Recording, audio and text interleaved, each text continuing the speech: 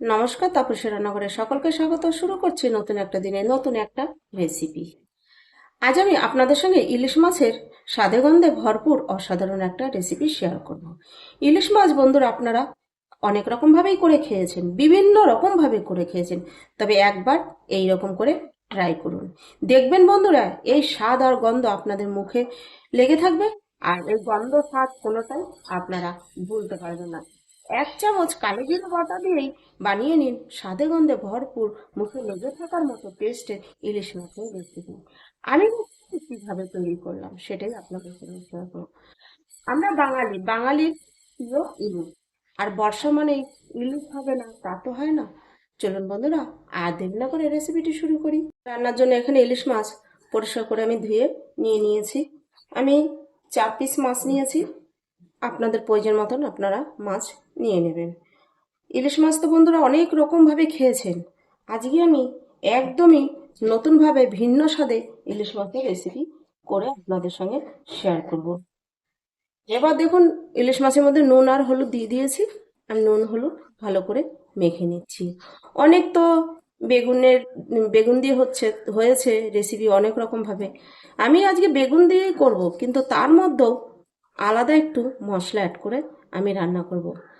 দেখুন, ইলিশ মাছ যত সিম্পল রান্না হয় ততই খেতে ভালো লাগে, তবে আমি সিম্পলের মধ্যেই অসাধারণ বা নতুনভাবে এই ইলিশ মাছটি রান্না করব। আপনারা একবার এরকমভাবে ইলিশ মাছ রান্না করে খেয়ে দেখবেন। এর স্বাদ আর সেন্ট, মানে আপনাদের আমি বলে বোঝাতে পারবো না যে কি স্বাদ আর কি সেন্ট হয়। গরম গরম ভাতে ইলিশ মাছ হলে তো আমাদের কিছুই লাগে না বাঙালিদের, আর এরকম করে রান্না করলে তো আরো বেশি স্বাদ হবে। আপনারা একবার রান্না করে খেলে বারবার কিন্তু এরকম করেই রান্না করে খেতে ইচ্ছা হবে। দেখুন, আমি নুন হলুদ ভালো করে মেখে নিয়েছি। এবার ইলিশ মাছটা সাইডে রেখে দেবো। রান্নার জন্য কড়াই বসিয়ে কড়াইতে 2 টেবিল চামচ তেল দিয়ে দিয়েছি। এবার দেখুন, ঠিক এরকম করে কেটে রাখা বেগুন দিয়ে দিচ্ছি।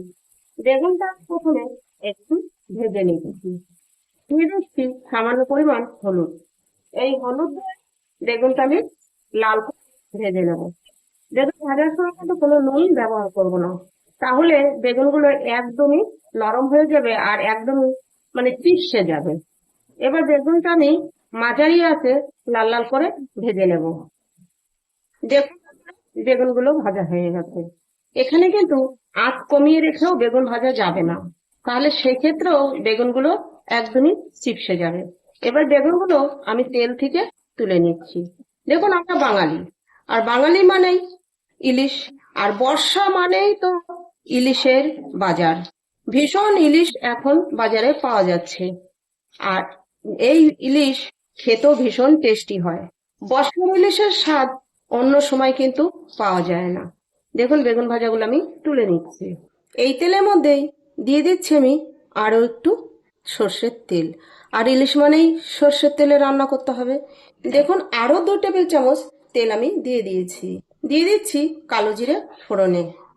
ফোড়নটা দিয়ে কয়েক সেকেন্ড নেড়েও নিয়েছি। এবার দিয়ে দিচ্ছি বেশ কিছুটা চেরা কাঁচা লঙ্কা। গুলো জিরে আর এই কাঁচা লঙ্কা ফোড়নে পড়লে তার স্বাদই হয় আলাদা। আর এই ব্যবসায় আমাদের মতন বাঙালিদের প্রিয় ইলিশ রান্না করলে সেই দিন তো ঘরে আর কিছু রান্না না করলেও চলে। দেখুন, কাঁচা লঙ্কাটা দিয়েও আমি কয়েক সেকেন্ড মেরে নিয়েছি। ফোড়ন থেকে যখনই সুন্দর একটা সেন্ট বেরিয়ে এসছে, এবার দিয়ে দিচ্ছি পরিমাণ মতো জল। জল দেওয়ার সময় আঁচটা একদমই লো রাখতে হবে। দিচ্ছি পরিমাণ মতো নুন। ইলিশ মাছ রান্না সব থেকে সহজ রান্না, তাই না বন্ধুরা? আমরা কিন্তু সবাই জানি, আর আমার বন্ধুরাও জানে, ইলিশ মাছ রান্না হচ্ছে সব থেকে সহজ রান্না। এর মতো সহজ রান্না বোধহয় আর কিছু নেই। এবার দিয়ে দিয়েছি পরিমাণ মতো হলুদ, দিয়ে ভালো করে একবার মিশিয়ে নিচ্ছি। এবার সবকিছু দিয়ে আমি এই ঝোলটা 2 থেকে 3 মিনিট মাঝারি আঁচে ফুটিয়ে নেব। 3 মিনিট ঝোলটা ফুটিয়ে নিয়েছি। এবার হলুদ মেখে রাখা মাছ আমি দিয়ে দিচ্ছি। এই দেখুন বন্ধুরা, একবার এইভাবে রান্না করে দেখুন। আর এর মধ্যে তো একটা আলাদা মশলা দেব, সেইটার সেন্ট, মানে স্বাদে গন্ধে ভরপুর আজকের এই রেসিপি। এবার মাছ দিয়ে আমি কিন্তু আরো 2 মিনিট ফুটিয়ে নেব। মাছ দিয়ে 2 মিনিট ফুটিয়ে নিয়েছি। এবার এখানে আমি দিয়ে দিচ্ছি সেই মশলা। এখানে আছে 1 চা চামচ সাদা সর্ষে, 1 চা চামচ কালো সর্ষে, আর 1 চা চামচ কালো জিরে। এরকম ভাবে সর্ষের সঙ্গে কালো জিরে বাটা দিয়ে একবার বন্ধুরা ইলিশ মাছ রান্না করে দেখবেন। স্বাদ আর সেন্ট অপূর্ব হয়, অপূর্ব।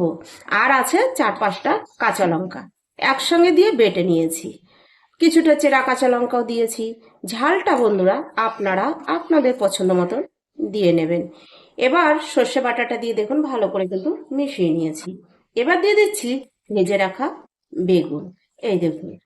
আর এই যে সর্ষে কালো জিরে যে বেটে দিয়েছি, এটা দিয়ে কিন্তু বেশি সময় ফুটানোর কোনো দরকার নেই।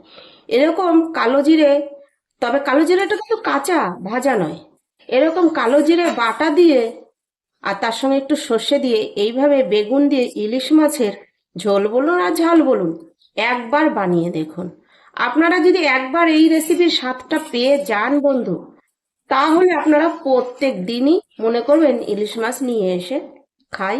আর যখনই ইলিশ মাছ নিয়ে আসবেন তখনই কিন্তু এরকম করেই রান্না করতে ইচ্ছা করবে। আর একটু বাঙাল ঘরের রান্নার কিন্তু স্বাদ ও পদ্ধতি দুটোই আলাদা হয়। যেহেতু আমরা বাঙাল, তাই আমরা চেষ্টা করি এক এক সময় এক এক ভাবে রান্না করতে।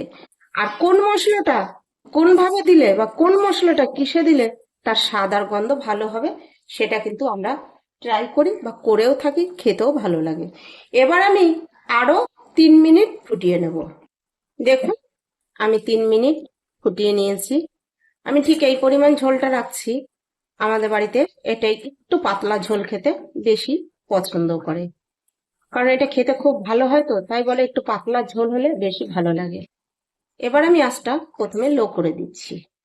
দেখুন বন্ধুরা, আমি যেভাবে এই ইলিশ মাছের রেসিপিটি তৈরি করলাম, আপনারা অবশ্যই একবার বাড়িতে ট্রাই করে দেখুন। ট্রাই করে দেখে খেয়ে আমাকে জানাবেন যে আপনাদের কাছে কিরকম লেগেছে। আমার কাছে কিন্তু এটা অসাধারণ লাগে। আর রেসিপিটি ভালো লাগলে একটা লাইক, একটা কমেন্ট করবেন।